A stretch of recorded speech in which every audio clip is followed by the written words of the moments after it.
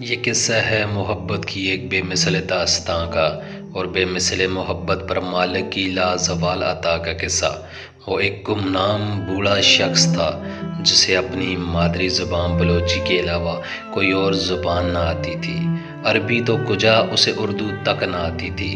اس کی ساری زندگی دوسروں کی بکریاں چراتے ایک جھونپڑی میں گزری تھی، جھونپڑی جو اس کی اپنی زمین پر نہ تھی، سردار کی زمین پر مجبور اور موسموں کی شدت سے شرمسار کھڑی تھی۔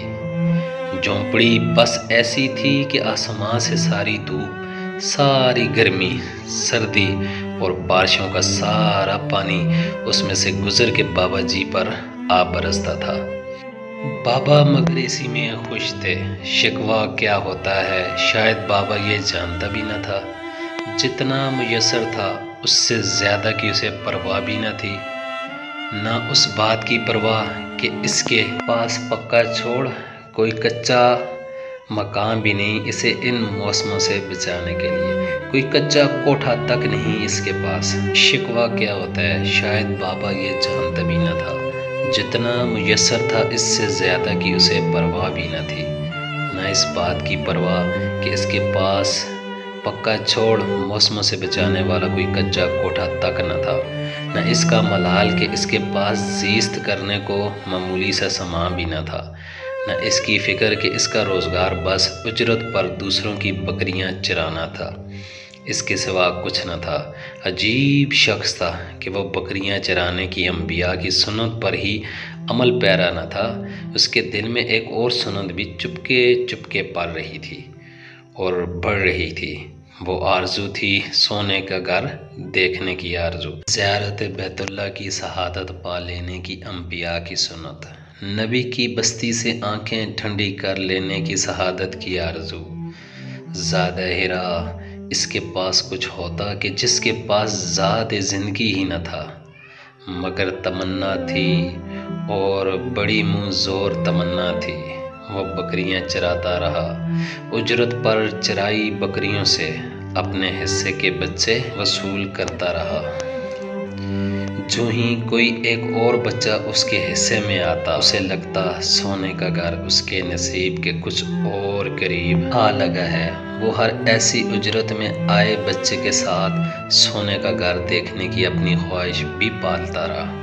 پھر ایک دفعہ جب تن پر اچھے کپڑے نہ تھے، پاؤں میں مناسب جوتا نہ تھا، جھونپڑی میں موسموں کی شدت روکنے کی موزوں صلاحیت نہ تھی، اس کے پاس بکریوں کی اجرت کے کچھ پیسے جمع ہو گئے۔ تب اس کا چاؤ دیکھا نہ جاتا تھا کہ اس کے دل نے الارم بجایا، سونے کے گھر دیکھنے کا ٹائم آ گیا۔ عشق کے امتحان مگر ابھی اور بھی تھے، ابھی محبوب کے ہاں حاضری کا ٹائم نہ آیا تھا، انسانیت پر کرونا کا امتحان آ گیا تھا۔ اس نے رضا کی گردن جھکائی اور تمنا بغل میں داب لی، وہ انتظار کی سولی پہ ٹنگ گیا۔ کرونا گزرا تو در محبوب تک جانے کے لیے زاد راہ اور بڑھ گیا تھا۔ اسی دوران اس کے پاس مگر کچھ بکریاں آ گئی تھی۔ ان بکریوں کا عمر بھر کی جمع پونجی کا، زندگی بھر کی محنت کا اور بھلا کیا مصرف ہو سکتا تھا۔ اس نے بکریاں بیچیں اور در یار دیکھنے کو چل دیا۔ نہ ساتھ کوئی ساتھی، نہ رشتہ دار، مگر اس راہ کا ہر مسافر اپنا ہی تو ہوتا ہے، ایک تھیلا بغل میں داغے۔ بالآخر سویرے وہ سونے کے مدینے میں کھڑا تھا، اسے اپنے نصیب پر یقین نہ آتا تھا۔ وہ ڈل کے کندھوں کے ساتھ بہت آرام سے حرکت کرتا تھا کہ یہ مدینہ تھا جہاں بایزید بھی سانس گم کر کے بیٹھے۔ وہ مدینہ بلوچستان کی ایک جھونپڑی کا باشندہ مدینے کی شان دیکھ کر دنگ رہ گیا۔ کہاں فقیر اعظم اور کہاں سلطان عرب، اس حیرت میں گم وہ اپنی کل متاع، اپنے جوتے اور جوڑے والا تھیلا بھی گم کر بیٹھا۔ عین یہی وہ لمحہ تھا، عین یہی وہ وقت تھا، عین یہی وہ پل تھا کہ جب وہ کلک ہو گیا، کہ جب وہ اپنے تن کے آخری چھیتڑے بھی سونے کے در پہ گم کر بیٹھا۔ تو عین یہی وہ لمحہ تھا جب عرش والے کا اس سادہ مزاج محبت کی معراج پہ التفات اور قبول عام برس اٹھا تھا۔ عین اسی لمحے آسمانی میڈیا حرکت میں آیا اور صحابہ کے حلیے والا بزرگ کے نام سے وہ عرب و عجم میں میڈیا پر وائرل ہو گیا۔ اب خود اسے معلوم نہ تھا وہ جو اپنے تئیں گم ہوا پھرتا ہے اس سے زیادہ مدینہ اور اہل مدینہ کی دنیا میں مشہور کوئی چیز نہیں۔ سبھی جانتے ہیں کوئی 30 لاکھ کے قریب اس بار زائرین ارض مقدس میں تھے، ان میں کروڑ پتی بھی ہوں گے اور ارب پتی بھی۔ وہاں 3 دفعہ کا وزیر اعظم بھی تھا اور جانے کون کون سے رستم زماں محدث زماں وہاں موجود تھے۔ جو بھی تھا گمنام ہی تھا، یہاں کا مشہور شخص اور زبان زد عام شخص، مگر آج دن ایک ہی تھا اور وہ تھا وہ بابا جو 15 سال سے لوگوں کی بکریوں کے ساتھ اپنی ایک تمنا پال کے یہاں آ کے گم ہو گیا تھا۔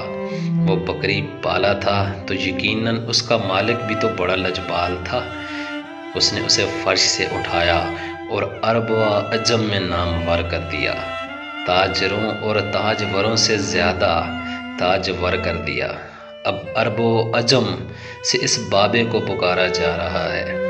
میڈیا اور عرب کے محیر حضرات حج پہ بلانے کو اس کے پیچھے پڑے ہیں۔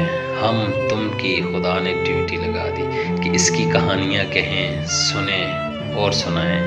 سارے پڑھے لکھے ایک ان پڑھ کی کہانی سنیں اور سنائیں۔ اللہ اللہ کیا قسمت پائی!